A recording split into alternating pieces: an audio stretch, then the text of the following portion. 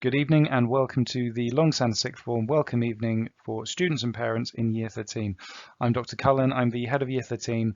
I'm going to be covering some information about the things that are coming up this year, things that we don't want to miss in terms of key dates, other important admin information, and then also we're going to have some input from other members of staff who are going to be working with the Sixth Form this year. And for those of you who have good memories, you might remember that I have used this quote before. Successful students share common characteristics: excellent attendance, a consistent focus on learning, hard work, good study habits and organization, making effective use of independent study time, perseverance and resilience. This year, the Year 13 students are the oldest students in the school, and we are really going to be trying to help them to maximize their potential. And this quotation really encapsulates an awful lot of the good things that we're going to be hoping to achieve over the next 9 months as we get them all prepared for final coursework and final exams. So if you do have any queries during the presentation for Year 13, please email me directly at douglas.cullen@australia-longsands.org. If you want to note that down now, you'll be able to pause and just drop me an email as we go through. And so far, the year is going incredibly well. We did finish Year 12 on a high. The average grades across the cohort were very good, on track for doing well next summer. The attendance this year so far has been brilliant. Thank you to all the students and parents for the messages that you've been sending if you haven't been able to get in or you're isolating. The fire drill practice went really, really well. Year 13 were excellent role models for everything that you needed to do in that sort of thing. Level of maturity, absolutely fantastic. So well done, keep going. It's been a very good start to the year. Quick update on the Key Stage 5 team. So I'm now head of Year 13. Obviously, I've come through the year group. Mr. Walker is head of Year 12. Mr. Simpson is now focusing on careers, and this bolsters the support we can give in the Sixth Form, which is brilliant. Miss Bell is still doing a brilliant job with Stretch and Challenge. Mrs. Walton still fantastic in admin support. Very pleased to have welcomed Mr. Smith for student and welfare, and also Mrs. Alder, Student Support Officer. So we now have a good number in the team. There's lots of support for students. If there is anything that you feel that we can be doing to support the students in the Sixth Form, please tell us. Okay, so contact us and let us know. So there's just some added information that I'd like to run through, just so that you've got an idea of things that are happening at the moment. We had a big push on attendance last year. This will continue to be a focus for us because being in lessons is the most important thing, especially with all the disruption that we've had. So there are new figures, that I'm showing on the screen here. The cause for concern, so when you're dropping below 95%, any student who drops below 95%, we will be calling parents much more frequently, tracking with the students, trying to put the support in place to help make sure that they're able to access those lessons. Obviously, this doesn't include times where they're isolating, etc. But for other reasons, yes, and absences, we will be tracking on this. If your son or daughter is ill and is going to be away, please make sure that you have contacted Mrs. Walton for each day that they're away, just so that we can track things correctly through the systems. No big changes to the times of the school day, and same as last year, if a Year 13 student doesn't have a lesson, they may leave the school site. Very welcome to stay on the school site and use our resources at school, but if they don't have a lesson, they do have that permission to leave. And we have had a slight change to the weekly schedule. So Monday morning will be assembly. A lot of these will be run by SLT. We have a full assembly program now, fully integrated with the PD program, covering a vast range of different topics. So I'm hoping students will see actually a much more interactive, engaging assembly program this year. Tuesday, we're focusing on coaching and mentoring, especially this term in Year 13, because it's so crucial in terms of UCAS applications and figuring out which apprenticeship that you'd like to do or which job you'd like to go on for. So there's coaching and mentoring with tutors on a Tuesday, more coaching and mentoring with tutors on a Wednesday. On a Thursday, we have votes for schools. So this is an exciting thing. It's new for the Sixth Form and it's specialised for the Sixth Form. And what we'll be seeing here is tutors actually going through some really engaging and important topics, very often relevant for right now, in terms of what is happening, and then the students will discuss it, debate it, and then vote on what they think is the right answer.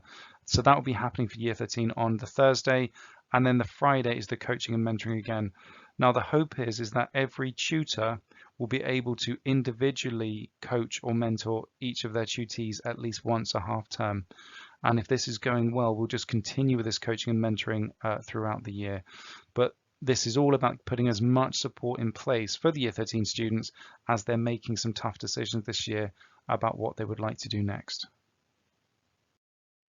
Now, the support for SEND pupils in the sixth form has been improved.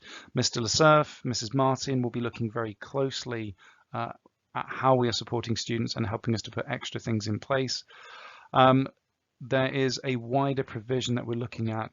In particular, Year 13s will be invited to regular meetings. Mr. Smith, one of our new members of staff, will be taking the lead in the sixth form.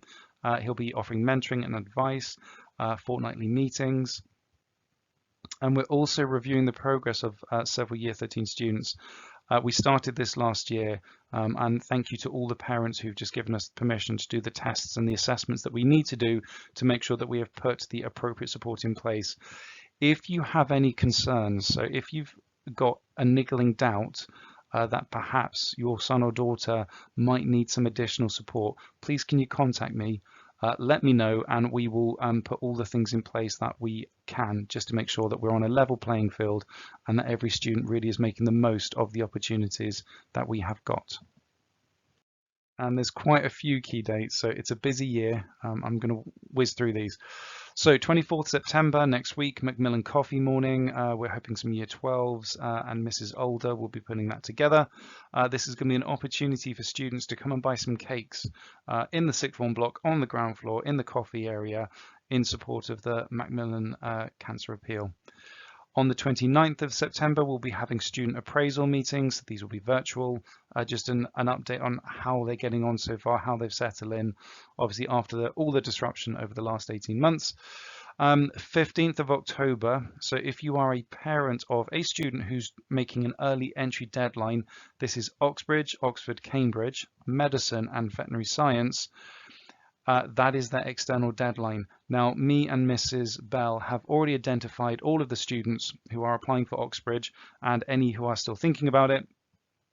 We will be working with them to make sure that those applications are as polished as they can be. Later this term, we'll be running practice interviews and other things in support of that. And I know that there's been a lot of support that's gone in through Year 12 from external tutoring, etc., in terms of those Oxbridge candidates. 22nd of October is Wear It Pink. This is for Breast Cancer Now charity. This is usually a big event. We weren't able to run it last year, so I'm really pleased that we're going to be able to run it again this year. Do look out for me in pink clothes appearing on the social media. The 4th of November, again, this is something we weren't able to run last year, so this is the return of this. This is the Rotary Club Evening Quiz. If you have a son or daughter who's got lots and lots of quiz-like knowledge, factual knowledge about different things, this is something I would like them to get involved with. This event is where we compete with some other secondary schools from the area, and it would be fantastic to get a really good team together.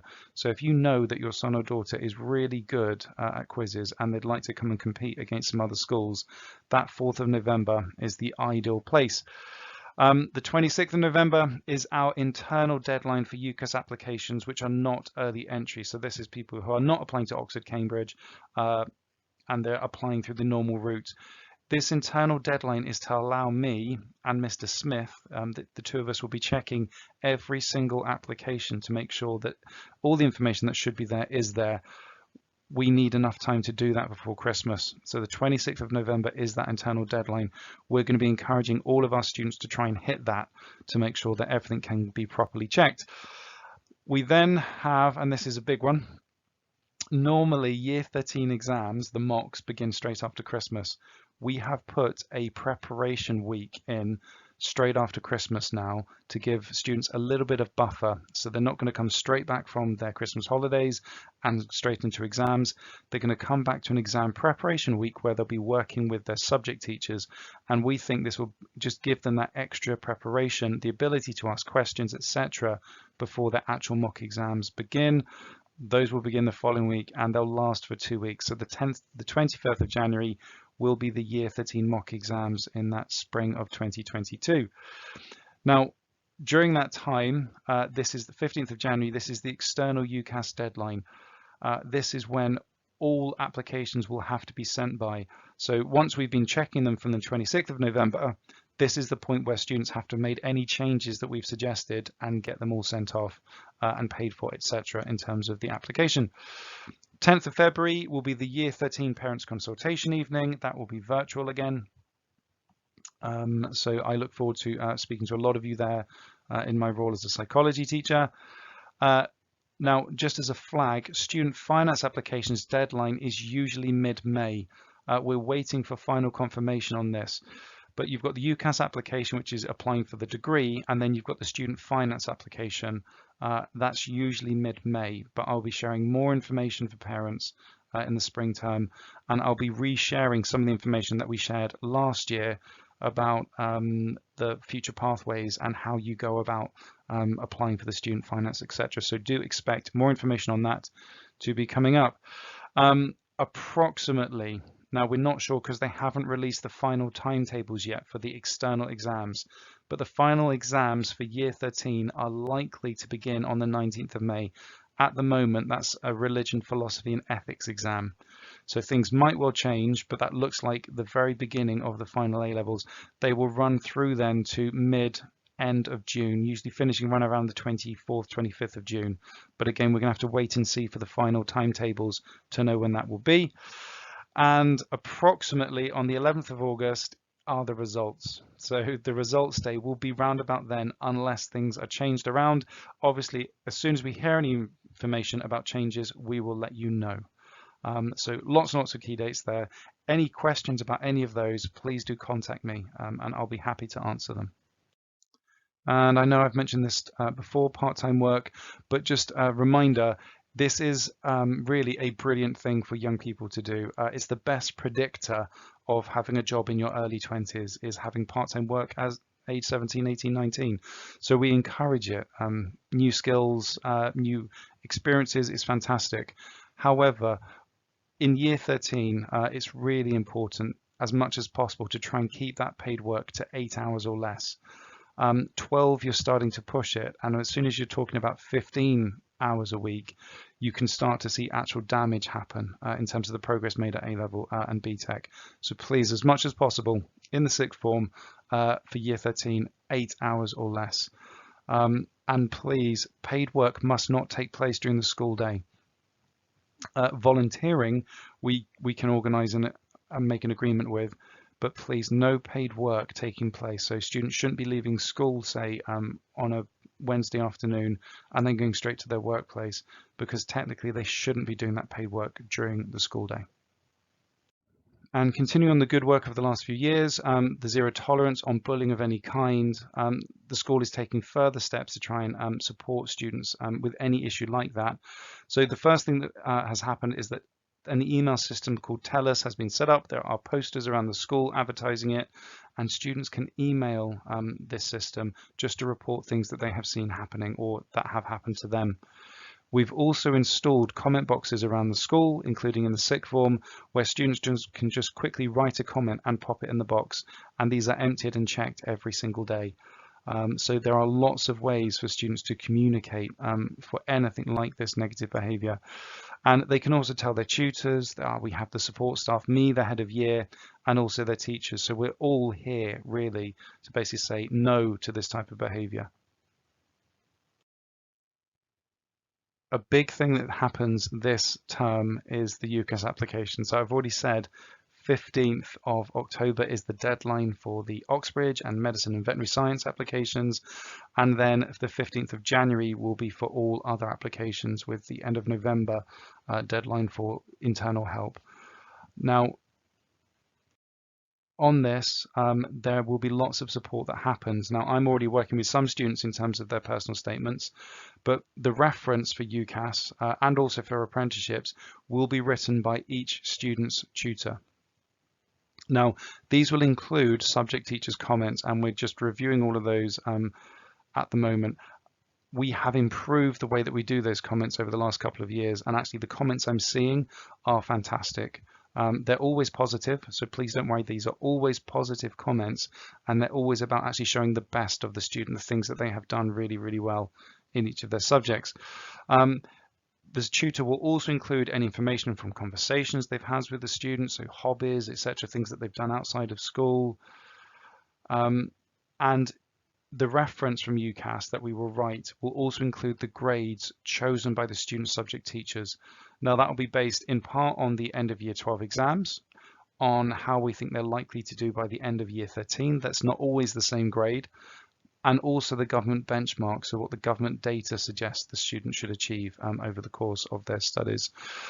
If we have got any students in year 13 who feel that they can improve on the year 12 grade, and they've discussed it with their teacher, they need to pick up a change of grade form from the sixth form block, from my office or Mr. Smith's office, and we will just get them to fill that in, and we will go about changing the grade if their subject teacher is happy that they are deserving a higher grade. I have also included here a few slides on independent learning. It's something I'm very passionate about. Part of my studies at university were on this, on how we process information, how we can make it stick. So just a little bit of advice, and then where you can also go for some extra information about encouraging your sons and daughters with independent learning. And one question I sometimes get as a head of year is, when should my child start revising? And the answer is always the same. It's now. Don't leave it. If your son or daughter says they've got nothing to revise, there's all of the year 12 material that they could revise. And A-levels contain approximately 6 to 8 times more material than a GCSE. So if they're going to process that, learn it, and learn how to use it, they need to start early. And by this point, there's a whole lot of information that they can already begin using. And then, but what about the BTEC qualifications? These still have exams. So, I mean, 50% of most of these qualifications are exam based. There's still an awful lot of revision that can be done. And it's quite often, the exams are where a student can sometimes drop a mark, drop a grade. So if they start revising now, they're actually more likely to achieve the same grade as they did in the coursework. And that's much better overall in terms of their final end grade. And BTEC qualifications, they are harder than they've ever been. So they did make them significantly harder. So they need the respect of basically they've got to prepare for these qualifications. Good revision versus bad revision. This is a bugbear. If the revision looks easy, if what they're doing in their bedroom looks easy, it is probably not going to be that effective. If they're just staring at a textbook and they're saying, yeah, I'm revising, and they're staring at a textbook, or they're just highlighting things in the textbook, anything where their brain isn't doing very much, they're not going to be remembering that much from the time that they're spending. And really, it's better to be effective as much as possible revision, because actually, if you're effective with your revision, if you're working hard at it, you actually have more free time to go and do other things. If you do easy revision all the time, you would have to do so much of it to make it effective, you'll never have any time to do anything else. So you've got to put the effort in, and there aren't really any shortcuts with revision. It's putting the effort in, it's putting the time in, it's putting the repetitions in to really make it work. Now, the three most important factors, certainly from my perspective, are organization, repetition, and testing. They need to get the material organized on paper, but also in their head. Because if they don't organize the material in their head, if they're not making the links, they're going to find it much harder in the exam to actually then recall that information. If they repeat the practices, they will remember far more over the long term. And I know this is something that Longsands has been pushing for quite a while now, about 7 years. These repetitions, so you do it one day and then again and again and again, and it builds stronger, longer lasting memories. And then testing. And there are lots of different ways to test. It could be flashcards, it could be writing everything out on a blank piece of paper, it could be doing a past paper question, it could be doing a timed essay. All of those things actually use the information, and if they're using it, they will build a stronger memory trace than if they are just staring at their textbook or rewriting their notes. Don't rewrite notes. Paraphrase, summarize notes so that they're condensed, yes, but just rewriting notes, not particularly helpful. Now, if there are any students who are sat there thinking, well, what do I do? I'm in the process of updating the revision techniques guide. The 3rd edition is still available on the website, and I'm updating this 4th edition just to make it a little bit clearer in terms of the information that is in it. This contains all of the evidence-based techniques that I'm aware of that are reliable in the literature and that we have tried at this school. So these are the things that really do work in terms of boosting the amount that you are learning. So just my contact email again as we draw to the end of my part of the presentation. So douglas.cullen@australialongsands.org. If you have any queries, or if you'd like me to send you a copy of the revision techniques that works guide, just let me know and I will get that sent through. We have some more videos just coming up next with some summary information about important things happening this year. My name is Julian Merson. I'm Assistant Principal in charge of Assessment and Moderation. Firstly, I'd like to talk to you about homework arrangements for students in Year 13. As in previous years, we use Doddle to record all homework tasks, and we encourage parents to log into Doddle in order to monitor the homework being given. The rhythm of homework for the week will vary depending on the timing of lessons.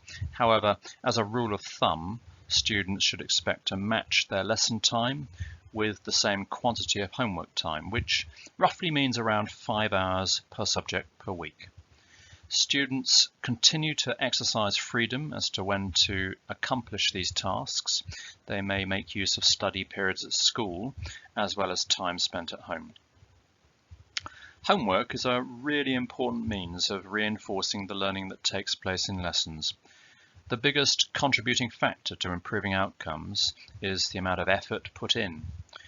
We talk with students nonetheless about a healthy approach to this. They should mix their studies with plenty of downtime, and this will become increasingly important as they move into key assessment periods such as mock exams. Any specific queries about homework tasks should be raised with the subject teacher. Progress reporting in Year 13 follows a similar pattern to previous years. At the moment, UCAS reference writing is going on. The most important assessment point prior to the summer exams is the Year 13 mock exam period, which happens in January. This affords a really important rehearsal opportunity before the A-level exams in the summer. Outcomes are reported to parents, and the Year 13 parent consultations which follow afford a further opportunity to discuss progress towards desired outcomes. I hope this information is useful. Please do not hesitate to contact me if you have any questions about assessment processes during the coming year. Good evening, my name is Michael Simpson and I'm the Sixth Form Careers Coordinator. This year with my Sixth Form students, I've been telling them that once they finish education, it's very likely that they'll have to work for the next 50 years or so. Needless to say, that hasn't gone down very well, so hopefully they're motivated to make the most of our programme. Now, the goals of our Sixth Form Careers Programme, first of all, we want to develop independent, resilient learners. We want our students to understand what resilience is, why it's important, and be able to develop that and use strategies to overcome challenges that they'll face at school, university, and in their careers. We want to encourage our students to be aspirational and ambitious with their career plans. We also want to help students understand their skills and interests and link those into relevant career opportunities. We want to help our students develop their key employability skills. All Year 13 students will be expected to have an interview experience with a real-life employer that will hopefully stand them in good stead for the future. Crucially in Year 13, we also want to help students understand their post-18 options so they make the best decisions at the end of their time at Sixth Form.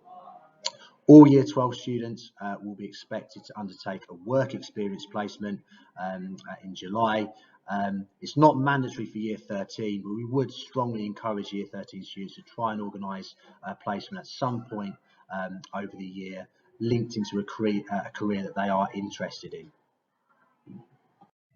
Now, I don't expect you to be able to read this, but we do have a careers programme that all students will receive, so you can see what they're going to be learning in their PD lessons. It won't all be to do with careers, so there's PD on finance and relationships. Hopefully I won't be teaching the relationships lesson, but you can also see about the trips we've got. So for example, to Milton Keynes, we've got a focus on MOOCs.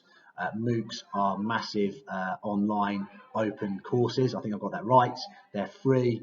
They look really, really good on the CV. So if your child is thinking about going to university, really encourage them to do them because it does look good, especially as university places next year are likely to be very, very competitive with a lot of students deferring from last year. So it does look really, really good on the CV. So crucially, this year, we want to give students all the knowledge so they make the best decision of what they do when they leave sixth form, whether it's taking a gap year, going to university, studying abroad, getting an apprenticeship, employment, etc.